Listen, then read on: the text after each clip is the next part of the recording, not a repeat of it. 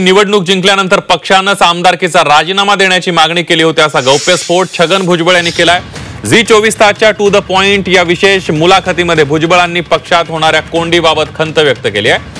आमदार झाल्यावर राज्यसभेची ऑफर का दिली होती असा सवाल त्यांनी विचारला।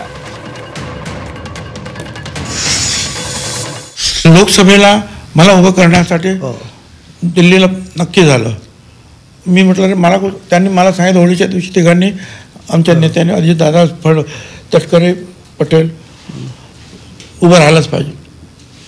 गेलो, तयारीला लागलो, चांगलं अवतारण तयार झालं, पण एक महिना माझं नाव जाहीर नाही केलं। आणि मग मी म्हटलं नाही, हा आता आपला ह्युमिलेशन चाललं आहे आपलं। मी म्हटलं मी नाही लढत, आता काय करायचं करा। सगळ्यांची नावं झाली। बरं, मग राज्यसभा आले तर राज्यसभेवर त्यावेळेला सुनीता तरी पडल्या होत्या। म्हटलं ठीक आहे, काय आपण जरा दूर राहूया, द्या त्यांना, दिलं त्यांना। दुसरी आली राज्यसभा तर ते नितीन पाटील म्हणून त्यांना उभं केलं। ठीक आहे, का तर तुम्ही इथे पाहिजे, कारण लोकसभेला वाताहत झाली होती, इंडिया जरा जोरात आली होती महाराष्ट्रात, काय त्यामुळे सरकार येईल की नाही अशी शंका होती। त्यामुळे तुम्ही इथे पाहिजे, तुम्ही लढले पाहिजे, तुमचा फेस पाहिजे। मी लढलो। ते अंतरवाली सराटीचे नेते आले, 2 दिवस रात्र बसले तिकडे, बाकी कुठे नाही गेले। काय दुसरे 4,000 मतांनी जे निवडून आले होते ते लाखावर गेले, आणि मी नेहमी 60,000 मतांनी निवडून येणारा 4 निवडणुकांमध्ये तिथे गेलेला तो अर्ध्यावर आलो। एकदम कटुकटीची गावागावामध्ये रिफ्ट झाले।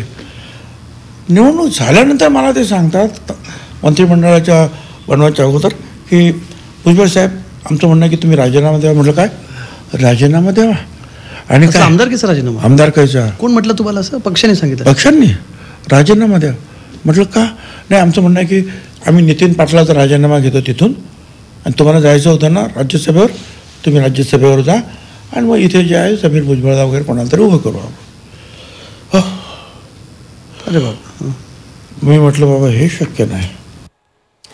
तर छगन भुजबळांच्या विधानावर राष्ट्रवादी काँग्रेसचे प्रदेश अध्यक्ष खासदार सुनील तटकरे यांनी काय प्रतिक्रिया दिली आहे पाहूया। नव्याने मंत्री झालेले छगन भुजबळ यांनी झी 24 तासच्या विशेष मुलाखतीत अनेक गौप्यस्फोट केलेत, त्यावर उत्तरं देण्यासाठी स्वतः पार्टीचे प्रदेशाध्यक्ष सुनील तटकरे साहेब आपल्यासोबत आहेत। सर, भुजबळ साहेबांनी आमच्या मुलाखतीत असं सांगितलं की विधानसभा झाल्यानंतर मला पार्टीने राजीनामा द्यायला सांगितला होता आणि राज्यसभेची ऑफर दिली होती, जी मला मान्य नव्हती। भुजबळ साहेब पक्षाचे वरिष्ठ नेते आहेत, दीर्घकाळ त्यांचा महाराष्ट्रातला राजकारणाचा अनुभव आहे।